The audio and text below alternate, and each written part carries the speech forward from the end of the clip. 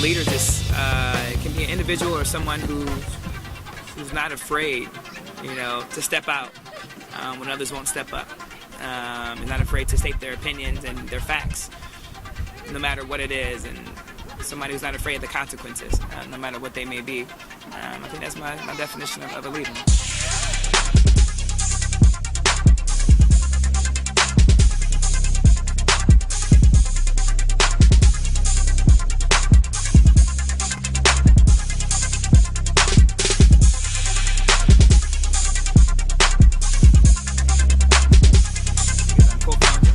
Muse Recordings, which was founded in New York City. I'm also, lecture on the business of music at different universities on branding and marketing and strategy. Commentary on radio and on TV on the business of music. So I like music a lot. Well, music and politics begins and ends with me, basically. Joke. Right, that was good. Right, I know, funny. I think it's kind of they're both forms of expression, really. Whether what you listen to kind of reflects your personality and reflects your interests. And politics the same way. The candidate that you represent, you reflect, kind of reflects who you are as individuals and the things that you value most. And I think the convergence comes because now music makes politics sexy, right? And now politics makes music sexy, right? So you have now a lot of your mainstream artists who are chilling now, with presidents. I mean, they've done that in the past before now, but even more so now than ever. You have musicians involved in campaigning, right? And I think each one validates the other, right? And so when a music artist or music validates a candidate, it makes that candidate have some swag, and it kind of makes them cool. But then also, too, when a politician listens to the music or validates an artist, it makes them seem more, or her, like, oh, wow, they're kind of smart. They might have some substance to them. So I think each one, you have that song, that cliche goes, each one teach one. It's almost like each one validates the other. And so I think they both make each other sexy. Music makes politics sexy, and politics makes music sexy. I'm sexy, right?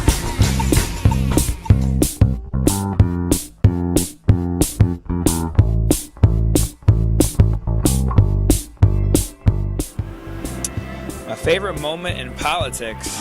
Wow. I think one great moment was, my first event that I ever did with President Obama.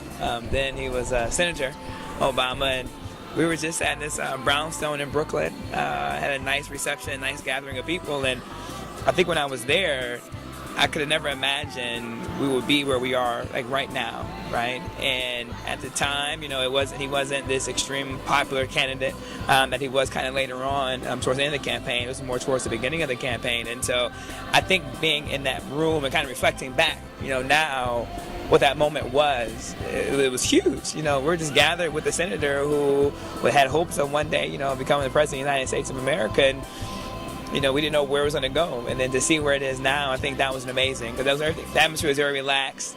It wasn't a lot of hoopla. Do it, do it, do it, do it, do it, do it, do it now. Say it, say it, say it, say it, say it, say it, say it now.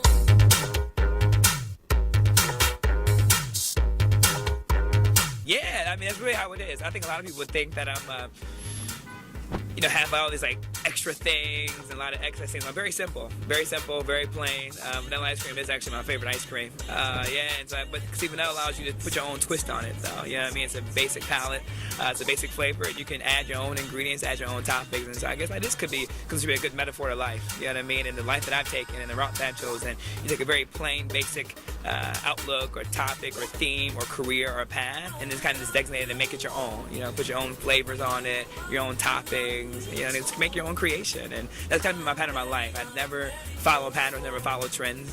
Whatever I choose to do at the moment, or wherever I'm led to, wherever God leads me, that's usually what the outcome is. As easy it was that politics has always been a part of me, but never something I never sought out to do. Is almost like this kind of serendipitous kind of moment that that kind of occurred. I think it's a metaphor to how my life has been my entire life. I've just always been blessed and been guided, to be in the right positions at the right time. I've had a great supportive family structure who's always supported me no matter what it was that I chose to do. I had a great group of friends who were around me who always encouraged me to be me. I think the unique thing to the viewers that are out there is just to always be yourself.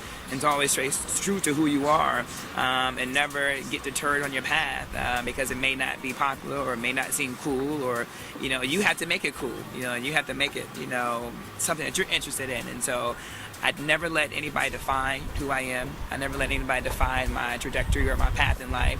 I always took ownership of that on my own and defined it for myself. And I think by me doing that is what made me feel like it was cool to do. It made me comfortable with being, who I am. And so I think it's always about always being prepared for whatever that moment is, and just find things you enjoy, and just find things that you love, and just be engaged and interested in it. And from there, God and pathway and energy, universe, whatever you choose to call it, will direct you to where you need to be.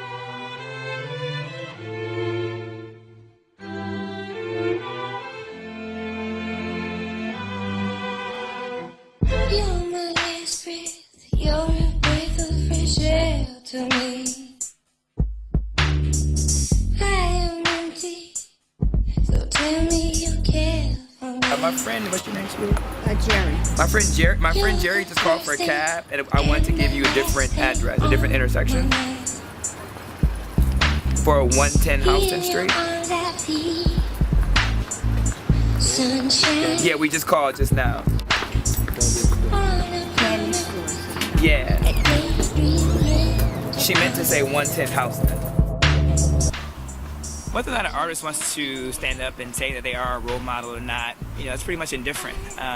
We all know that once you have that microphone and you have that platform, people are listening. That's what's fascinating. And so as much as it can be unsettling, it can also be fascinating and exciting to see what's going to become about when really people take control of their government and take a hold of it. And you do that by voting, and you do that by being engaged, and you do that by being encouraged, and to get other people involved. And so I think that's some of the biggest factors that make 2012 such a very interesting dynamic. It's like all hands on deck.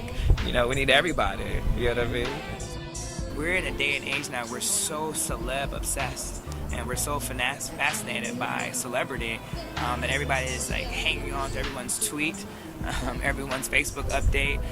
So we're at a society now where we're obsessed with all that information.